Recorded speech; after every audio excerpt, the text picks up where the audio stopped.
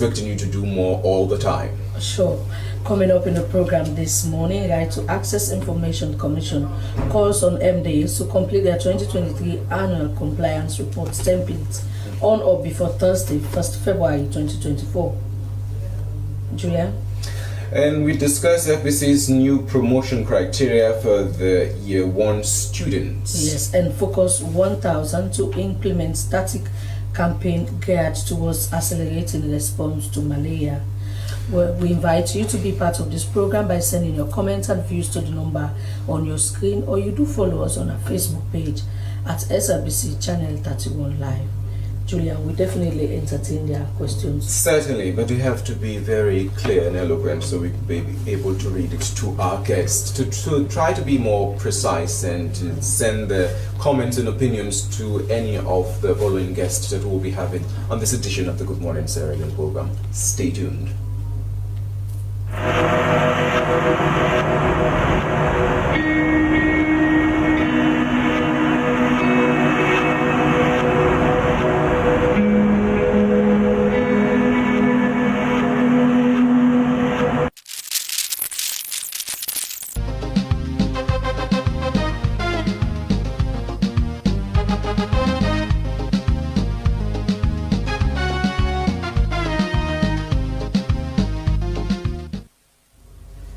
Welcome back. The program is Good Morning Sierra Leone, and you can have your say by sending your comments and views to the number on your screen, or you do so by sending your messages to our Facebook page at SRBC Channel 31 Live. We start with our first issue of the day. According to a release from Farabi College, University of Sierra Leone, starting from this academic year, no students will be allowed to repeat in year 1, and no student will progress to year 2 with any reference. Meanwhile, a lecturer at FBC, Sheku Putkakama, and a write-up noted that the new law, when fully implemented, will see hundreds, if not thousands, of students leaving the citadel of learning. For more on this issue, we have on the studio Sheku Putkakama, and he's a lecturer at Farabi College. Good morning, Mr. Kamara. Welcome to the program. Many thanks, Francis. Pleasure being here. So you've been a student at Farabi College. When you first saw this press release, what came to mind? Okay, thank you for the introduction, but just so I make a few things clear, I did not write the article as a lecturer at Farabi College. Okay. I wrote that article as an ordinary Sierra Leonean who wanted to have a say on a topical issue, and it is my firm opinion that what we saw as a public notice from the University of Sierra Leone, with Farabi College as a constituent, would have some rippling effects, and so I wanted to have my voice on that. And so my position is very clear. My thinking is that every educational setup is made for students to learn, and my argument is that you are not going to have every student being an excellent or a brilliant student. You're going to have weak students in the system.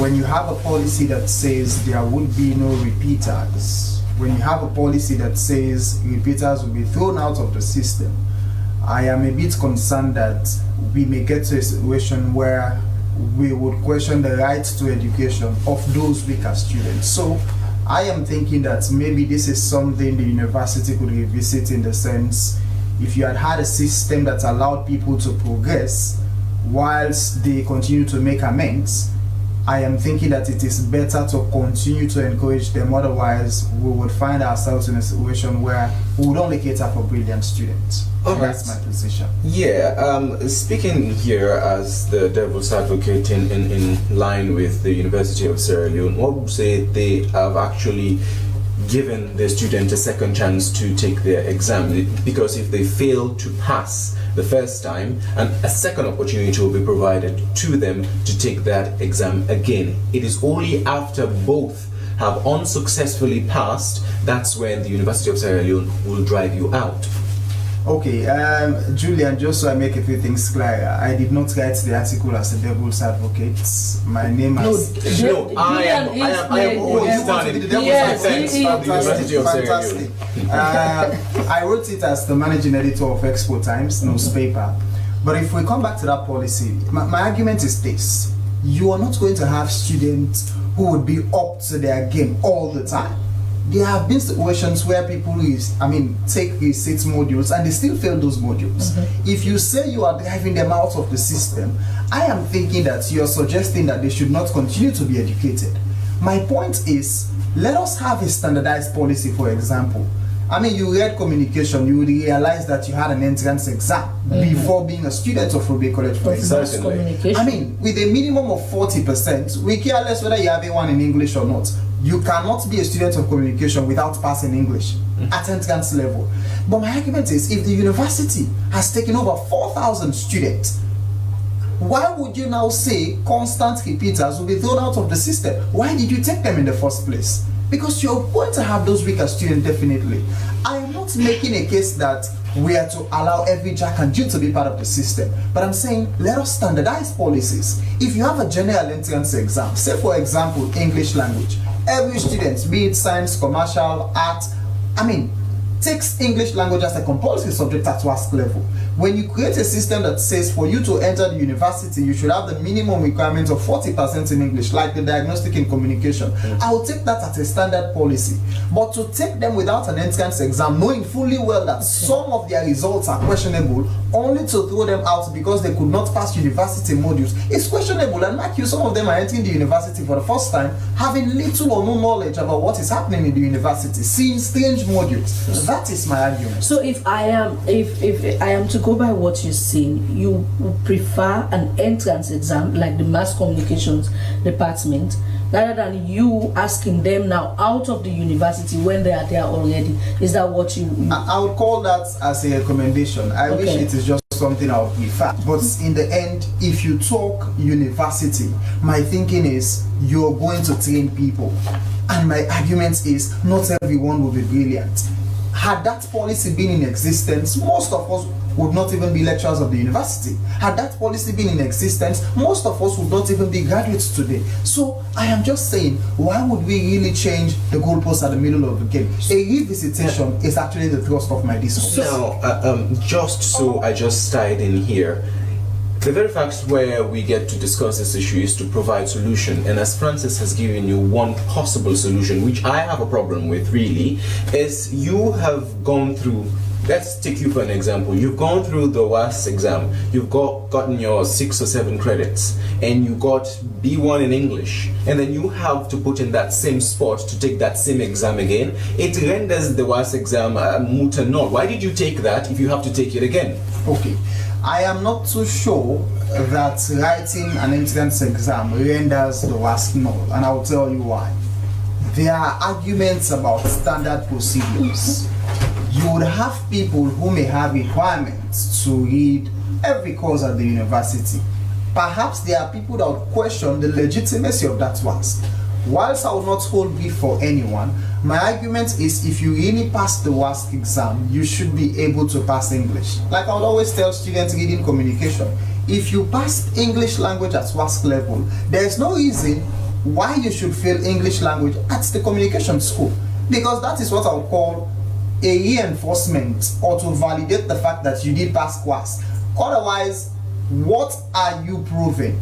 You wrote English language. At WASC level they have what they call oral, all of those sections. The same things they write at WASC are the same things we write at the university. So the point is, if you can defend that WASC result, why should you not pass? And the passing mark is 40%. So if that is a standard procedure, at least you are sure that you are having quality students. And mark you, even with those quality students, you still have people who get forced in English to enter the university, for example. They would still have references.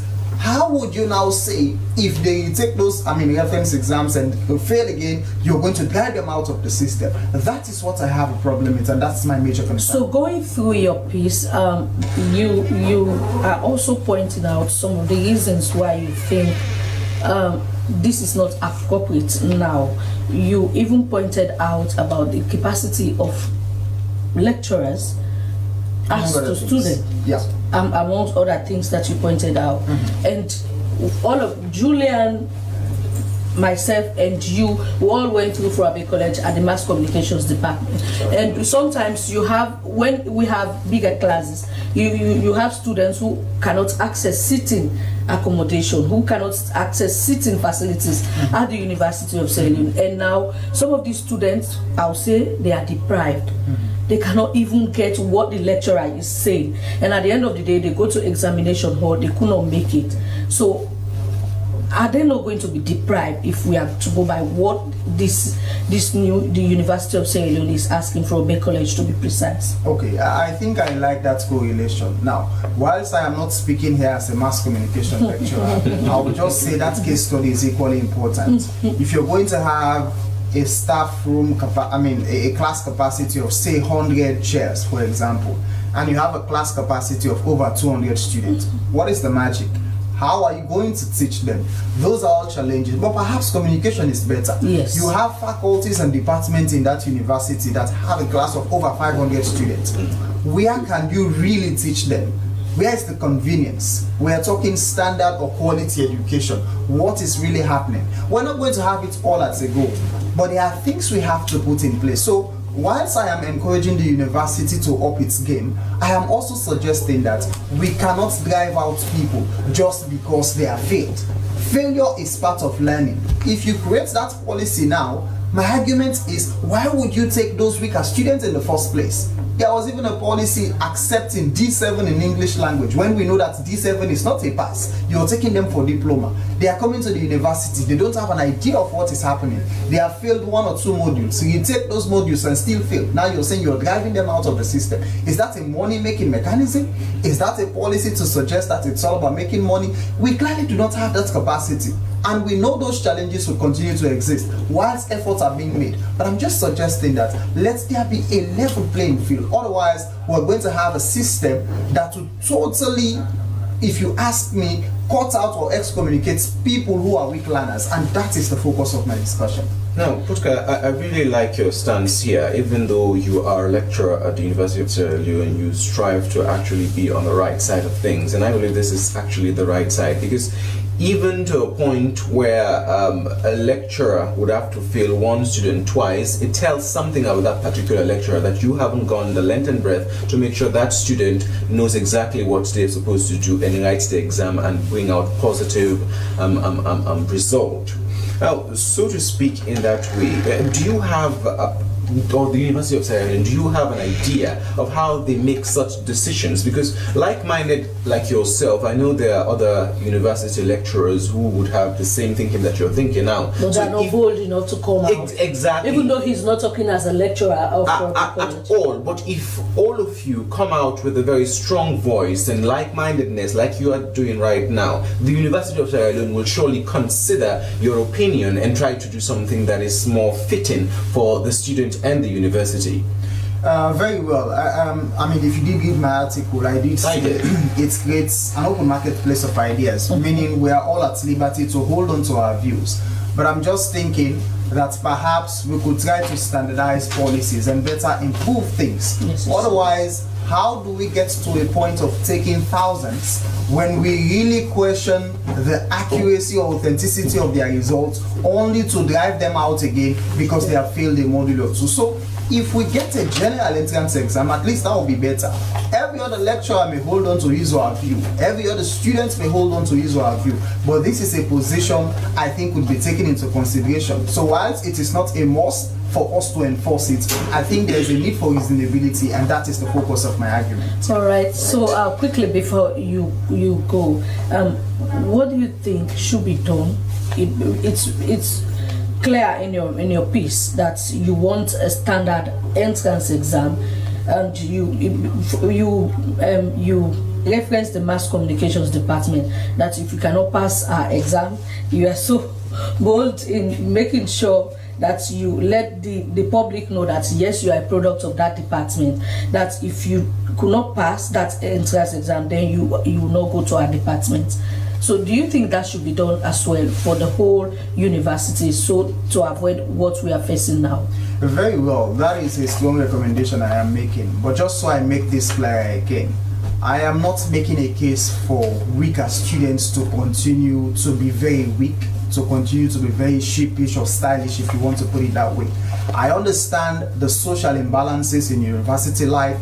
12, 13 years ago, most of us were students of Robe College. We understand the individualistic perspectives of students who may want to be involved in certain things. That is not my argument. I am looking at academics and the policy. Every student has a right to belong. I mean, it's the right to freedom of association and conscience. But when you make an argument that because of some of those things you're putting out policies that would question progression, I think we're heading to a path that is not too cool. So let us have a standard general entrance exam. You pass it, you pass it. You fail it, you fail it. Then we know we're having quality students who should be able to be up to the task. All right, thank you very much. As you said, that's getting through and sober applicants will be advantageous. That's exactly what you're saying. Many thanks to you, Sheikh.